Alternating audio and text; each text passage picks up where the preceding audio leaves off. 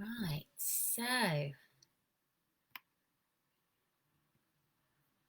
thank you everyone for giving me an extra minute. I needed to pee just one more time, of course, before I got started. So I'm just going to give everyone another minute or so just to join. Thank you everyone who is joining today. It's lovely to have you here, and it's really lovely to be sharing this stuff as well. Ready to Be is coming from how I'm really working with a lot of clients at the moment and starting to explore actually how powerful our mindset is, and shifting our mindset in a really conscious and intentional way, in a really committed way. And mindset can reflect our sense of worth, our sense of empowerment, simply by having this sort of mastery over the way that we think. But also, it can really nourish the way that we feel about ourselves, as people, as humans, as these imperfect, vulnerable beings that we are. Um, and also, flipping that on its head, actually, how our confidence, our feeling of confidence, where it is, and our sense of self worth will inevitably impact the way that we speak to ourselves behind the scenes.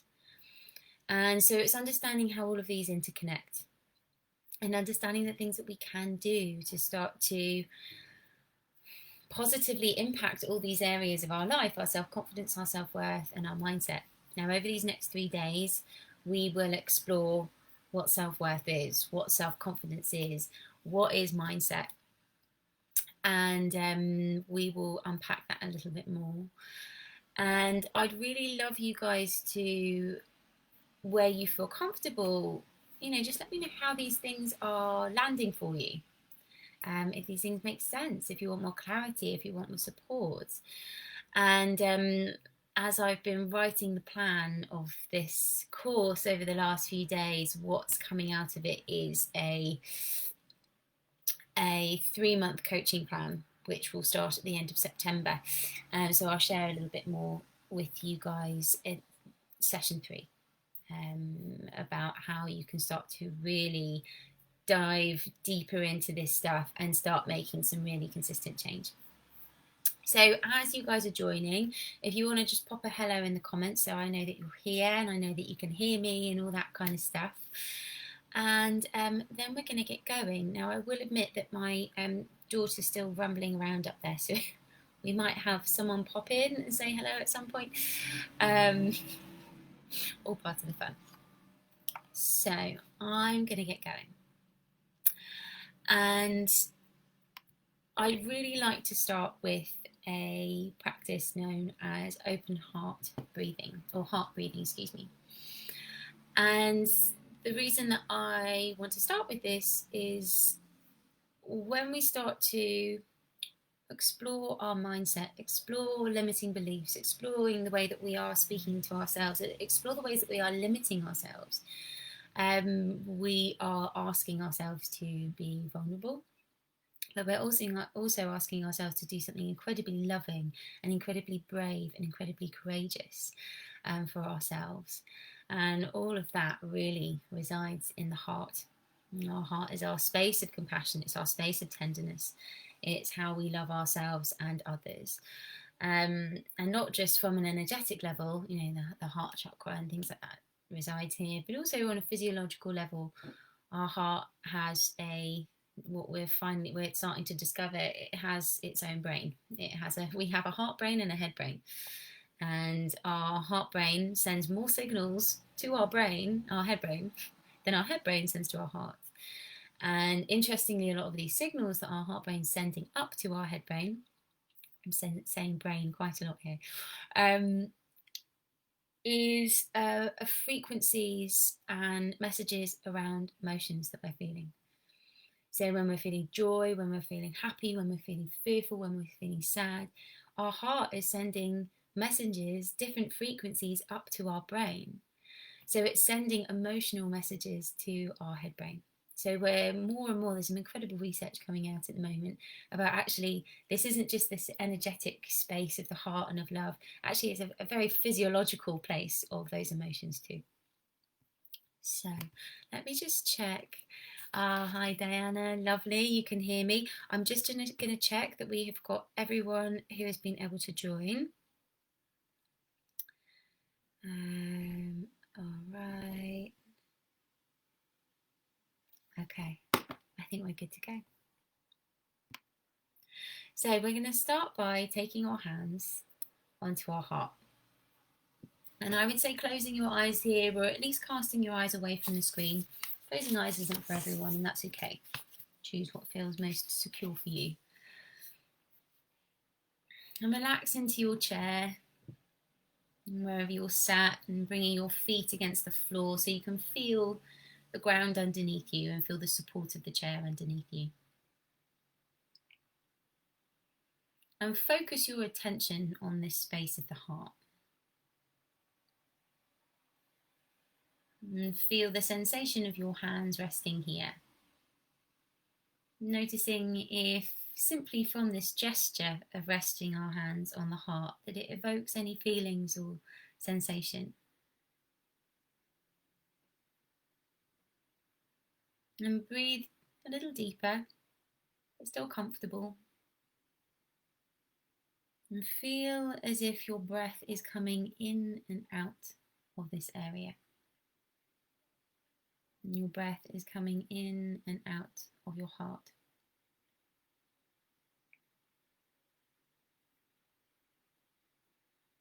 And feeling the rhythm of your breath at your hands and the warmth of your hands on your body.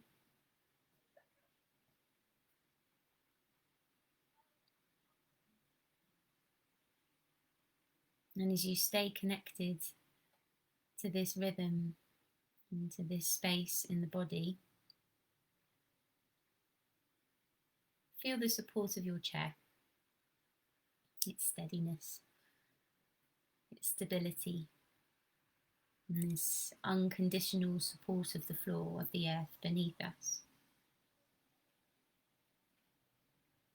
And from this stable support, this stable foundation, we are able to settle here and rest as the breath moves in and out of the heart.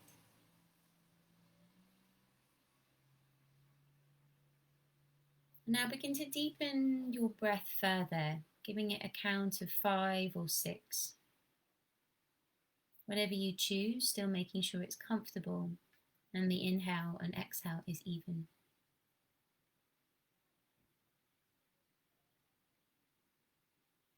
And so you're breathing in for a balanced count to fill the heart space.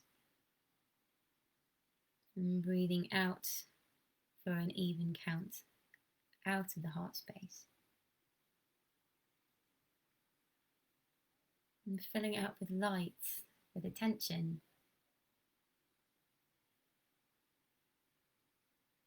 And then allowing it all to soften.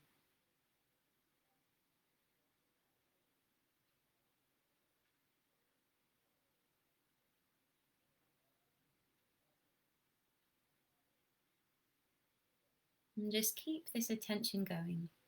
And this balanced count of breath. And this connection to the heart. For a few more moments.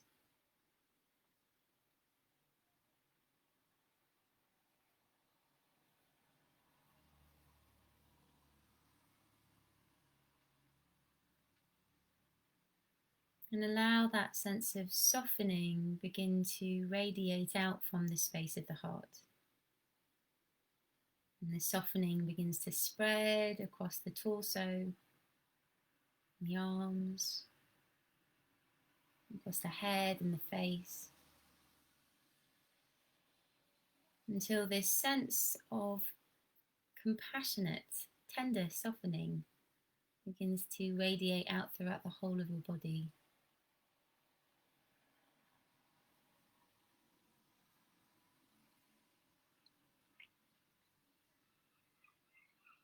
And just allow the whole body to radiate this softness, this tenderness for another few moments.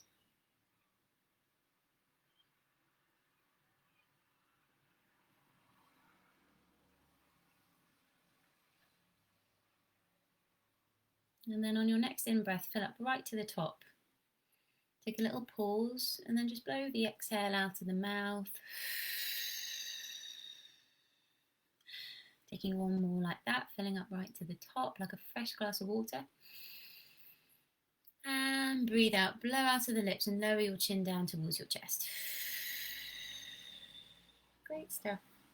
And lower your hands down and give your shoulders a roll and a wiggle and begin to blink the eyes open. And for those of you who have joined since we began the practice, welcome. And so today, in this first session, I'll be honest, I was still putting notes and planning into this about half an hour ago. I've taken on quite a chunky topic, but an important one for these next 3 days.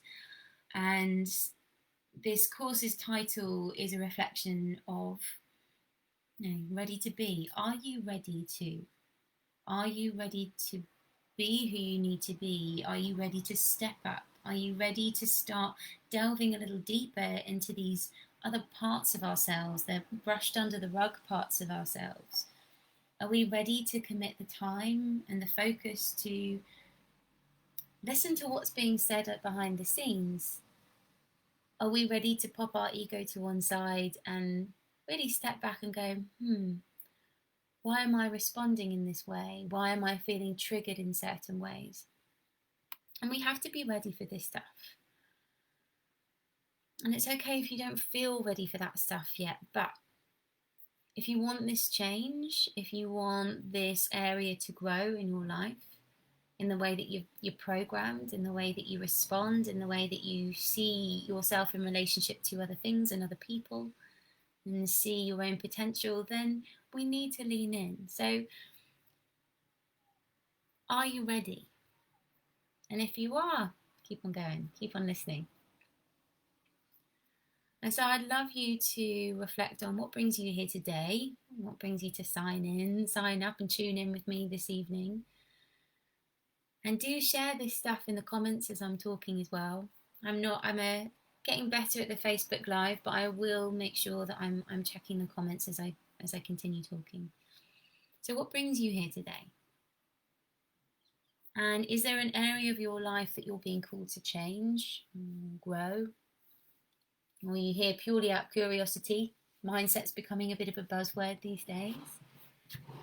And if there is a sensation or a real clarity that something needs to change in your life, maybe self-confidence, maybe you feel that you need to start building your self-worth, or you want to shift your mindset, well, why now? Why is it important that these shifts begin now?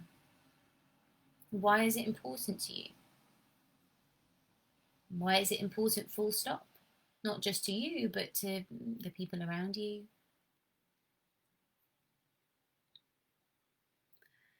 And as we start to ask our whys, then we also ask ourselves, how committed are we to changing the way that we see, understand, and care for ourselves? Because we can't unknow the things that we uncover in this work, in this personal work. Once we start to realise that we are thinking in a certain way, are we committed and ready to do something about it? So bringing to mind this area of your life that you want to positively shift, now given the title of the course and the topics we're going to cover, maybe it's self-confidence, maybe it's an area of your life that you want to start feeling more confident in. Where we begin is starting to visualize actually living it. What will life be like when we're there? When our confidence is built? When our worth has been nourished? When we have this mastery over our mindset that we can notice when we're being brought down a certain rabbit hole and we can do something about it, how will it feel when that shift happens? And a piece of work, a very simple practice, and what I'll do is I'll share it in the group as well after this, is going through a meditation where we start to meet our future self, whether it be like a month's time or 6 months' time or a year's time. And how is that version of you standing, holding themselves? How do you care for yourself? How do you feel? How do you respond? How are you working? How are you eating? Who is that person that once you've reached this new level of worth or confidence, what's the quality and flavour of that future self? And as you start to move through this meditation that I'll share with you later, noticing any sensation in the body. Where in the body? Is it contraction? Is it excitement? Is it expansion?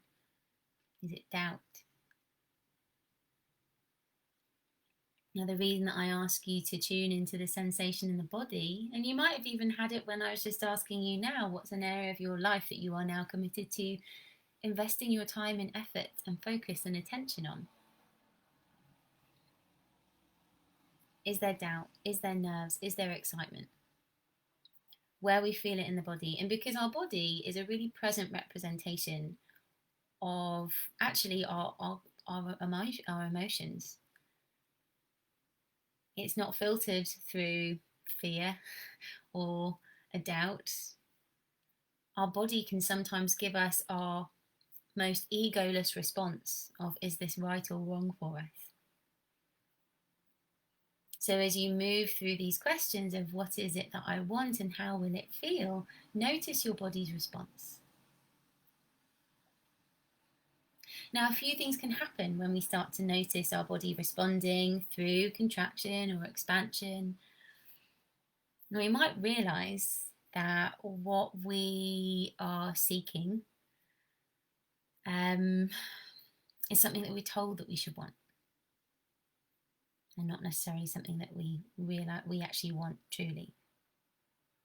The second thing that we can start to uncover here is that we can notice doubt, fear, a dissonance. We might notice that, our heart wants something with our ego, but then our mind, our head brain, is got doubts. It's throwing those beliefs of, it's too much fuss, it's too much work, we couldn't possibly make that work. We're greedy, we're selfish for wanting it. And what can also happen when we start to explore these questions is we realise that what we want is really, really right. And when we start to realise what's really right for us, we can acknowledge the fears that come up from a place of kindness and compassion and respect, and we can continue to move forward. Now, I'll go into this a little bit later, and in these next few sessions, but when we start to notice these fears arising, these beliefs, these doubts, these limiting beliefs on our own ability or worth, most of them come from programming that we experience between the ages of 0 and 7. In these first 7 years, we're like a sponge, and we are experiencing everything from a very vulnerable position. And because we are in that, we're almost in a meditative state when we're in this period of our life, because we're in like mass download. And so if some experience doesn't go as we thought it might, if we end up feeling unsafe or confused, or our needs aren't met, or someone says something that they shouldn't have, or they don't do something we wanted them to do, then it can form these core beliefs around ourselves and our relationship to the world around us and our understanding of how the world works. And we can carry it on into adult life. So a lot of our fears, a lot of our doubts about ourselves are, one, keeping us safe, because they're coming from a place of real vulnerability. They're coming from us being a child, when we're at our most vulnerable. And it's coming from a place that's connected to our primal brain, which is trying to keep us safe.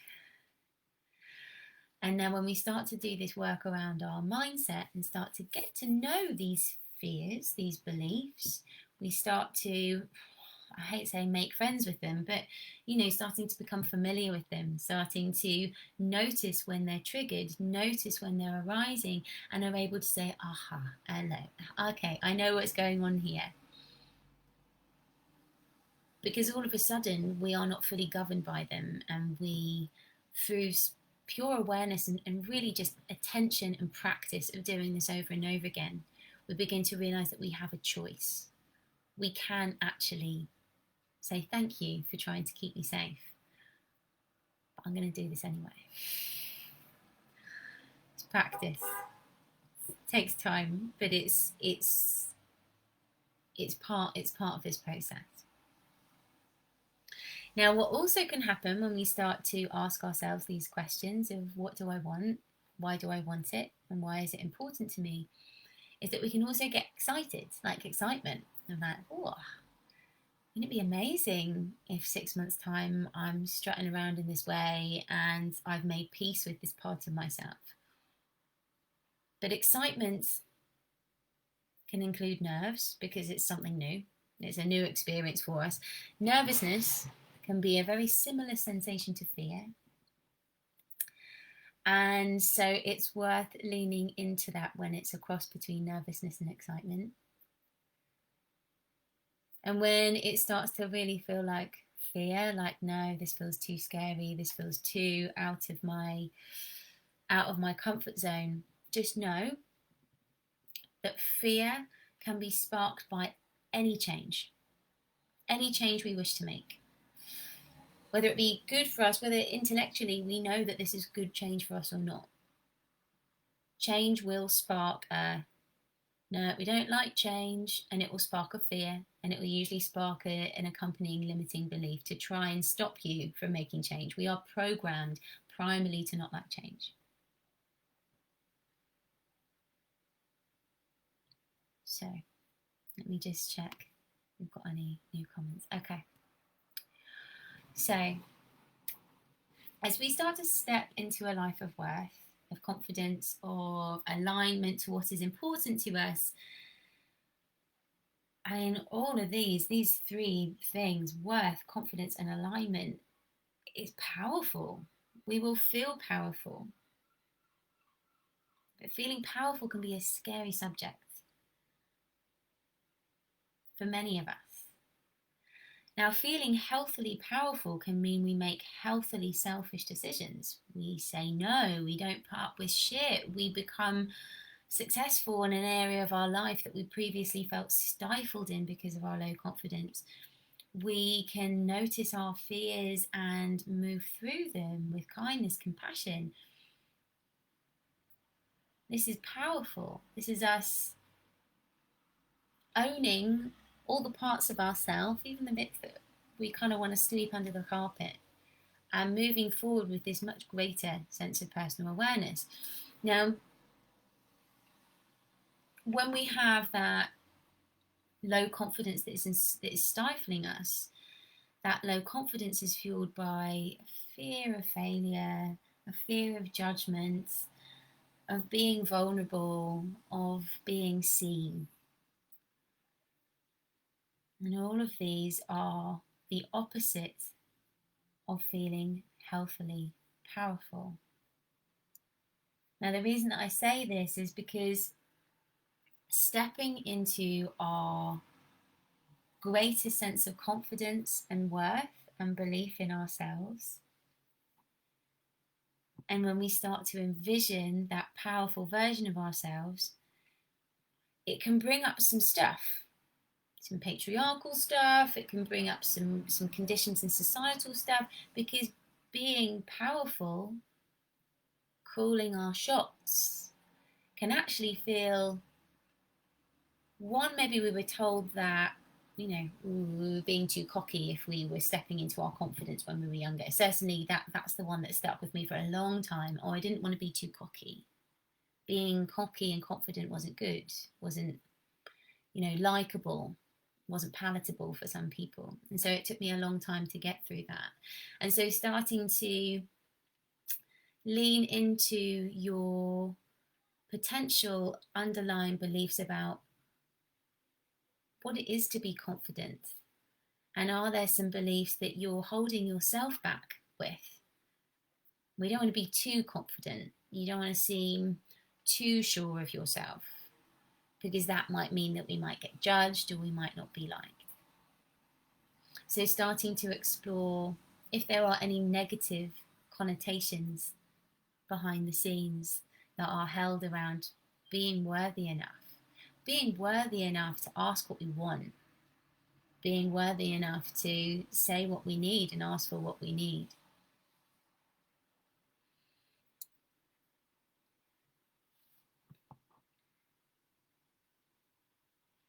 Now, we've explored limiting beliefs a little bit just now, but when we want to explore and begin to embody our greater self-worth and confidence, we have to begin to uncover these unconscious limiting beliefs, because they act as filters that will be holding us back behind the scenes all the time.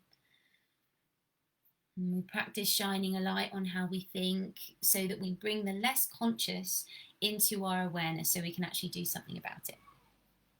And how do we do that? Well, through starting to become a lot more attentive to your inner landscape throughout your day.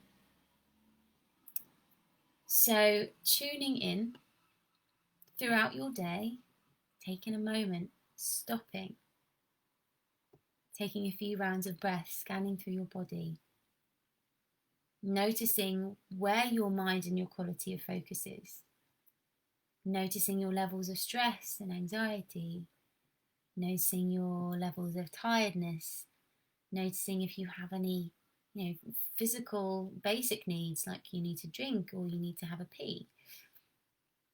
Doing these check-ins throughout the day on the regular can start to give us opportunities to really just tune in to how our day is impacting us on both a physical level, on an energetic level. It gives us an opportunity to tune into if we're trying to manage our stress levels, and we're going to talk about that and the importance of that over these next few days as well. But also when we start to realise that we're moving about our day feeling triggered. Maybe an anxiety has triggered something in us. Maybe we catch ourselves saying something to ourselves about ourselves, that we're not able or not good enough or blah, blah, blah. The only way that we can start to catch this sort of narrative, sorry, very noisy cars going past. The only way we're able to start catching this narrative and shining a light on it is by taking time throughout our day to tune into it. Now, how we can also do this is start to set the conditions for centering, not just throughout our day when we're busy, but also setting some time for a meditation, calming, breathing, settling our nervous system, and then starting to do things like journaling. So I'm going to go through a few exercises that you can do to start bringing that unconscious narrative, bringing that inner landscape into your conscious awareness.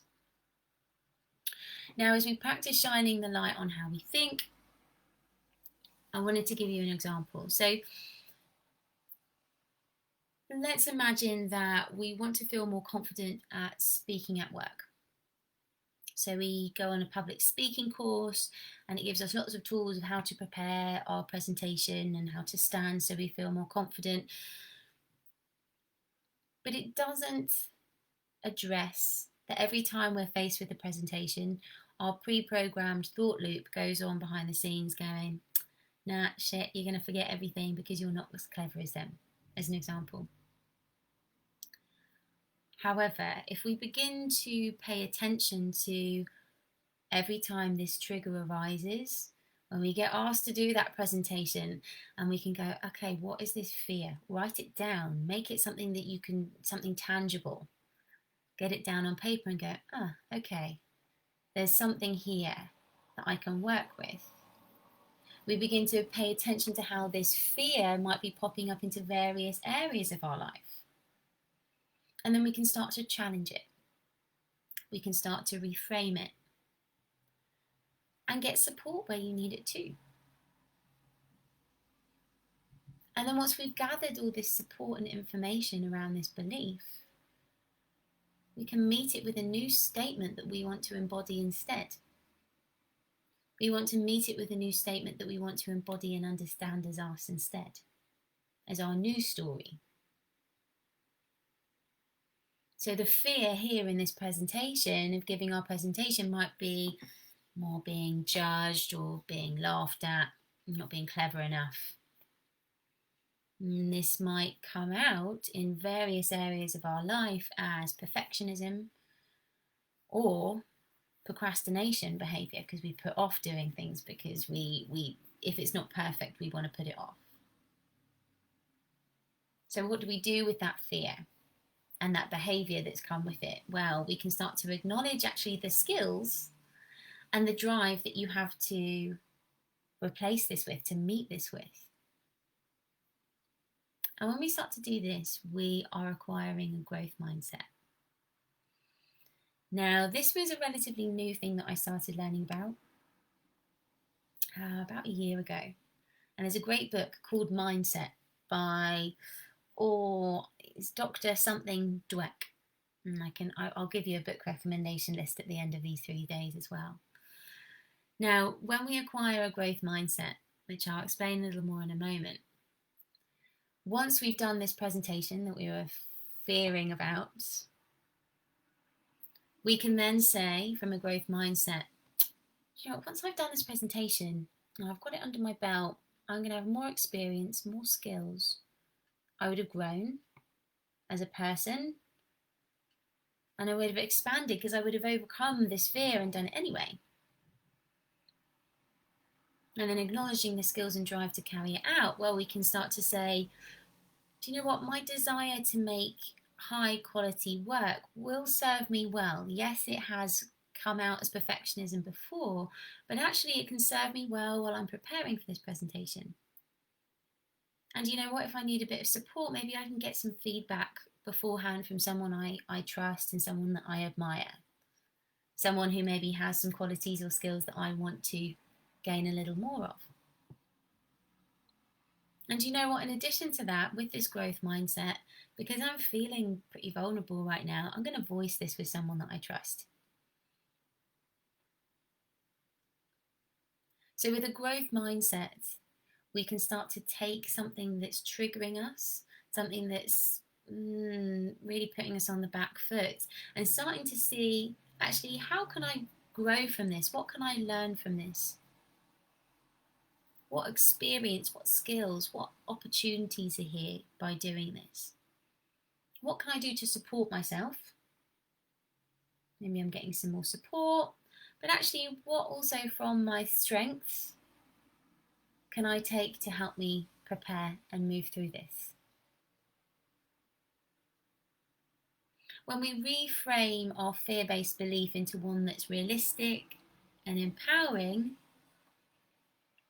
this experience is helping me to grow, learn, live in the way I truly deserve, then we can completely reframe a situation. And this is the beauty of mindset. I'm not saying it's easy, I'm saying it's practice, but if we can start to learn these processes of how we can pick this stuff apart, it can help us move through life with so much more ease.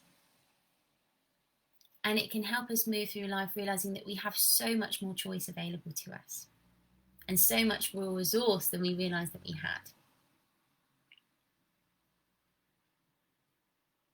So as we begin to pay attention to our beliefs, to our mindset, it's worth noting here, and I'm sure some of you have known, I've worked with a few of you as well through my stress management program, is that mindset work will be, how do I frame this? If we are struggling with stress and high levels of stress and anxiety throughout our day, or trauma, or both, they tend to go hand in hand, this can create a slightly slower shift in shifting the way that we're thinking, reprogramming the way that we're thinking.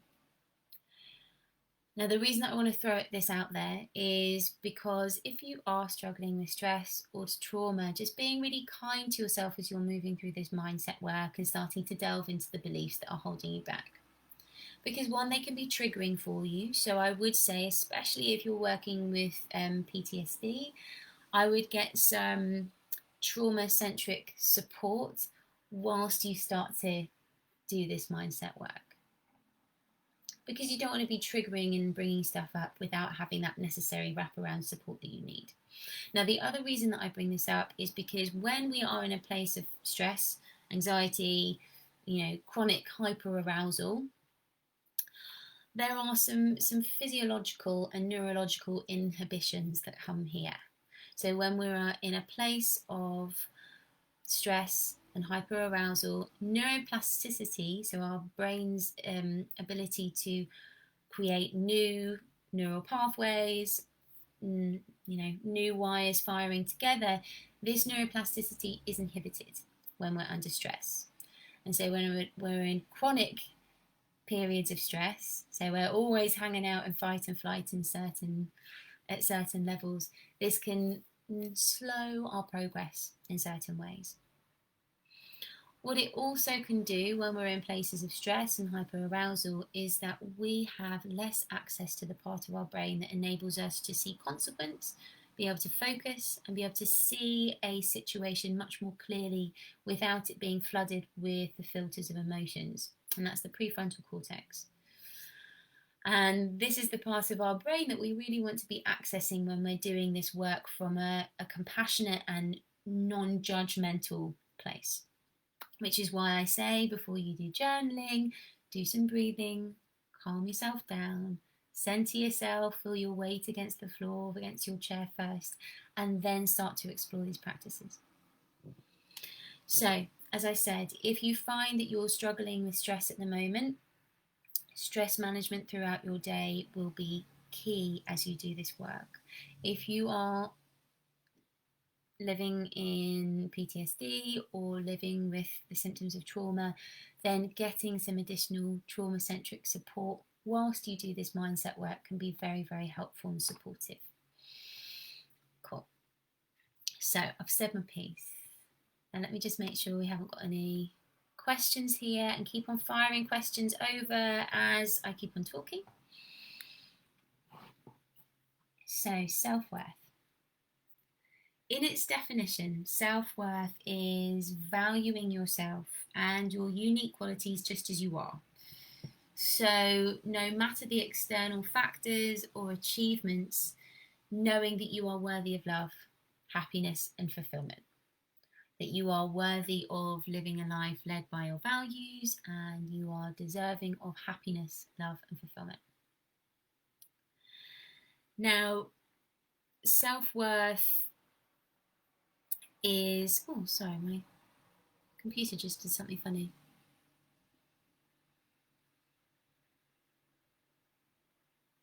Right, sorry, I'm back in the game. Now, when we feel it, when we uphold it, it reflects in the way that we care for ourselves. It reflects the way that we prioritise how we care for ourselves. We set healthy boundaries. And we see others, and it's how we see others in relation to ourselves as well. No, sorry, let me say that again. So when we feel it, we uphold it, and it's reflected in how we care for ourselves and how we set healthy boundaries. Now, when we are in a place of self-worth, things like external measures such as how we look, how good we are at certain things, how much money we have, we still know that we're worthy of happiness, love and fulfillment no matter what. No matter what size our trousers are, no matter how much pennies we have in the bank. Now, because we live in a very externally focused society, it's easy to see why so many of us have been led to believe something different. That our sense of worthiness for happiness, love, and fulfillment has to be in line with external factors. So, for so many of us, myself included, we've got to start, done a lot of work in it myself, and I continue to, but we have to start to differentiate ourselves from this external factors and our sense of personal worth. When we live in this place of relying on these external factors to keep us feeling gratified, satisfied, we are always looking for how we're perceived by other people, and that's how that's the marker. It's like for many of us, we have forgotten, or we've never been taught to measure ourselves and acknowledge ourselves on our own strengths, in our own unique qualities. So, when we start to look at self-worth against our growth mindset and our fixed mindset, this is how it starts to translate. So our growth mindset that we looked at earlier is a way of looking at situations where people believe that their basic abilities can be developed through dedication, commitment, hard work, that our brains, our talents are really just a starting point and everything can be developed and grown. So as an example, from students who are at school who embrace growth mindsets, the belief that they can learn more or become smarter as long as they persevere, take a few knocks on the chin, and commit. These students will tend to learn more. They tend to learn it more quickly. And they view challenges and failures as opportunities to improve their learning and their skills. Now, if we can start to embrace and get to know the growth mindset, so when we start to feel ourselves closing in on ourselves in certain situations, we can go, right, where can I start to reframe this into a growth mindset where this desire to learn, this desire to build our sense of self-worth, this desire to feel a personal sense of accomplishment, let that lead the way. Now, a fixed mindset, and all of us will have experienced this at some point, I'm sure. A fixed mindset is where we believe that our basic qualities, like intelligence or talents, are simply fixed traits. And that spending time documenting their intelligence or talent is more important than developing them. And that talent alone creates success without effort. Anything that requires effort or commitment isn't worth it. And so when we find ourselves in a fixed mindset, we can start to close ourselves off, start to close so many doors off for ourselves. We start to go, I can't do that presentation, so do you know what, screw it, I'm not going to do it. Or I'm going to do this presentation, but I'm not going to try too hard because I don't want to do it anyway. That's just who I am. I'm not good at presentation, so I'm not going to invest the time in it. That's where we can get stuck in the fixed mindset. And then this fixed mindset is so entangled in our limiting beliefs. Our limiting beliefs can then have a field day on us. Can go, yeah, no, you're right. No, you can't do that. Yeah, no, you can't grow. You're never going to be any better at it. Save yourself the fear of judgment. Save yourself people thinking you're not clever enough, and just don't try hard anyway. and then you're somehow limiting the impact that it will have on us. So I hope this is starting to make sense to you. So this growth mindset is a way that we can go, do you know what can I learn from this? What can I gather? What can I resource myself with? How can I take this situation and start to make it something that can enrich my life experience, my personal awareness. As we grow and mature as people, we can see that through commitment and patience, we can learn and we can unlearn what's not serving us, that we can grow, that we can reprogram. From this place, we know that only we can make the choice to change.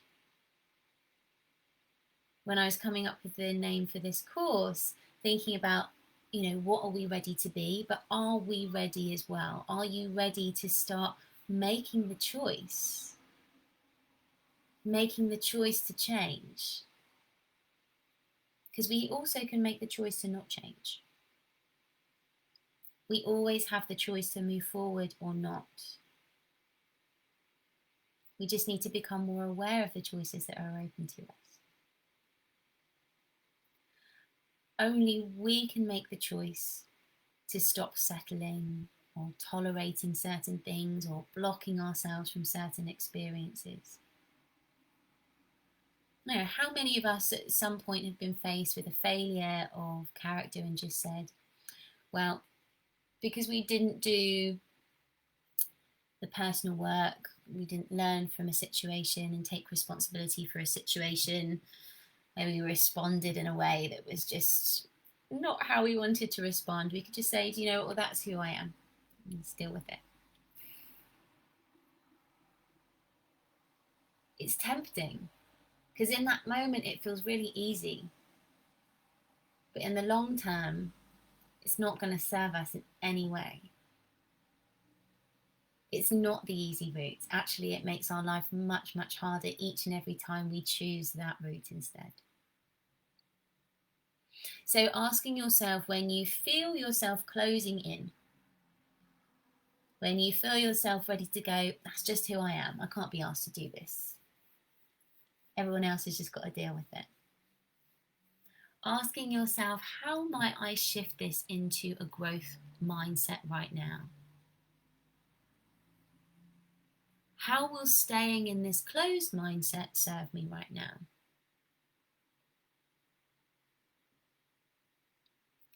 And it's about, as we start to realize that we have the choice to put something into a growth mindset in any given moment, once we've done it once, twice, 3 times, it can expand our perception of what is available to us, what our potential is. It blows the situation wide open to see what is truly available to us in any given moment. Whether we're in the growth mindset or the fixed mindset, it's about simply shifting our perspective of a situation and choosing to pay attention to certain elements of it and not paying attention to other certain elements of it. We have the choice to continue living or behaving in a way that enables us to grow or not. But it's always us who makes the choice. The more that we start to do this work, the more we start to notice when we're triggered, when we start to notice that we're feeling anxious and we ask ourselves, why am I feeling anxious? Why is what they said to me really throwing me into a spin? Why is this certain thing that I'm doing in my day feeling really, really sticky and uncomfortable or jarring for me? Why am I feeling really triggered by this conversation or person? The more we do it, and it sometimes feels like we start doing it 100 times a day when we start to work on our mindset.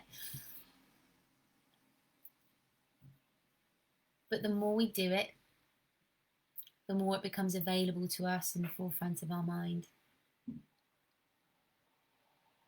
And it's all about that first step, noticing it,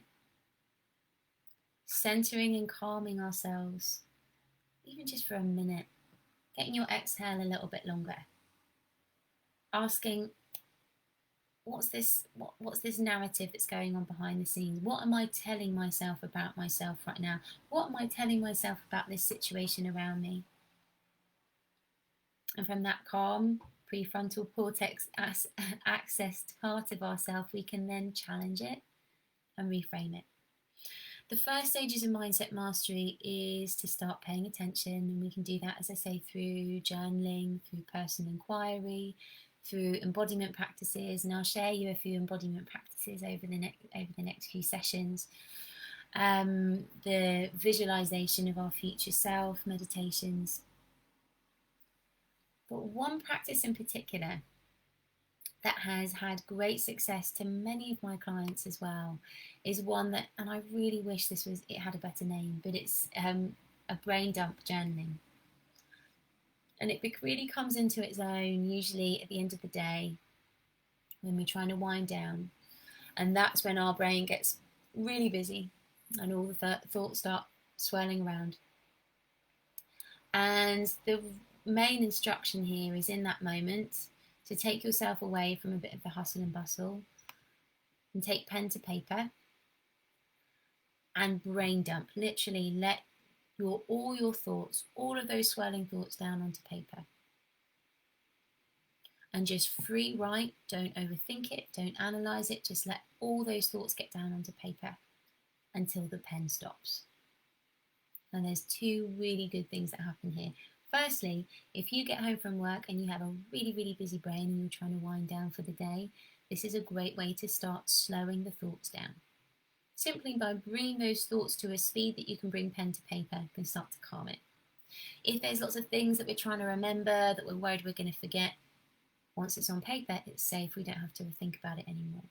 But what also can happen from this brain dump journaling is that it can start to give us a little more insight into our inner landscape and our inner narrative.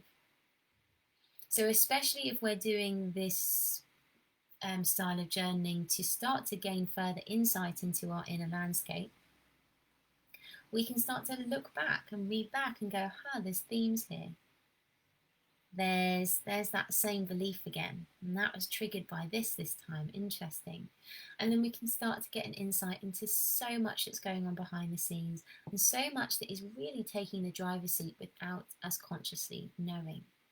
And then the next time those thoughts start to come up, then of course we have this insight, we have this greater awareness, and we can start to do something with it. Leaning in when we feel triggered, when we feel vulnerable, fearful, angry, when we start to find ourselves disassociating from people. There's a few really helpful questions to ask yourself. And I'll pop these questions into the group after this. The first one is, am I in a fixed or growth mindset right now? What am I telling myself about this situation? Is this true? If the answer is no, what needs to be let go of or forgiven so I can experience this more truthfully? Maybe it's a past experience, a sense of lack, maybe it's a fear. Without this belief holding me back, what is my potential now? So what needs to be let go of? And then reflecting, if I was able to let go of this fear or limiting belief, what would be my potential then? How might I perceive and respond to this situation then?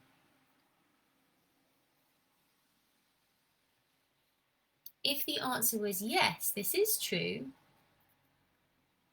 what can I do to shift my own perspective or change my behaviour going forward? And then really tenderly, humanly, thanking that insight, that golden nugget of insight that you can then do something with and make a commitment to nourish or resource that part of yourself as necessary. Boost that up the priority list. And the next question is, what can I do to bring this perspective into a growth mindset? So right now, reflecting, bringing to mind an area of your life that feels a bit stuck or that you feel challenged by.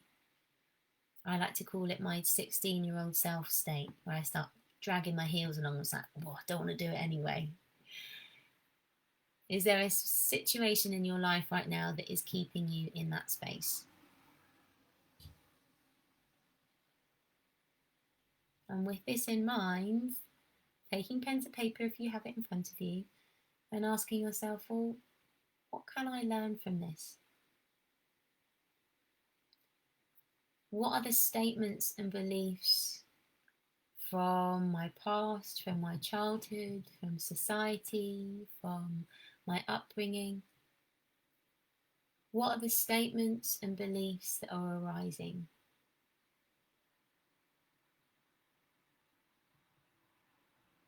How can I change my perspective to one that is more truthful?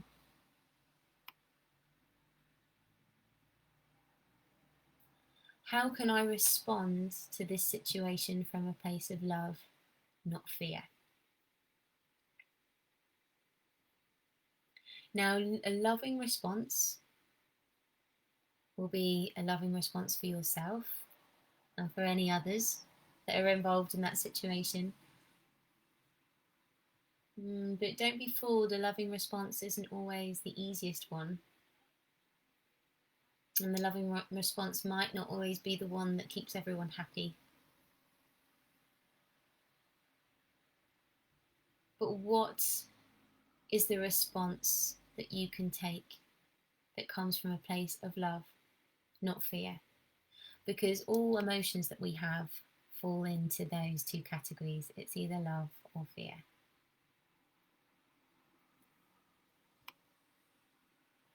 And the most loving response might be saying no to someone.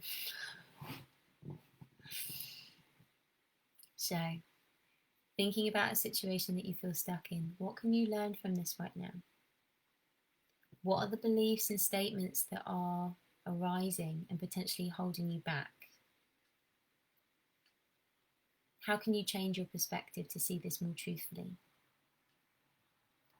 And how can you respond from a place of love? And the way to answer these questions, again, I'll put these questions into the group at the end of the session. Taking a break, centering yourself, practicing that heart breathing that we started with, even if it's just 2 minutes of breathing into that space and slowing down your breath to an equal count.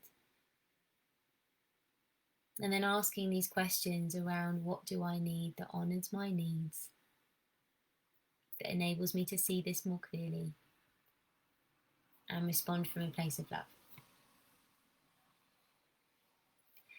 So, we've hit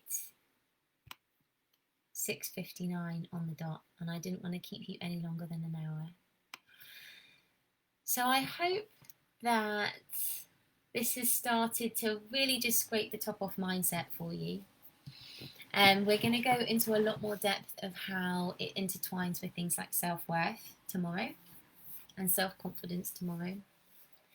And we're going to explore some practices over these next few days that can start to nourish both the work in our mindset, our work in our self-worth, and starting to build our confidence.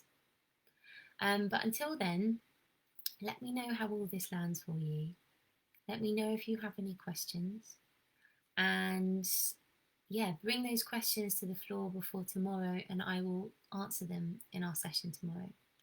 So tomorrow our session will be, let me get my diary up so I'm not telling you the wrong thing. Our session will be taking place at 7:30 in here. I'll be going live.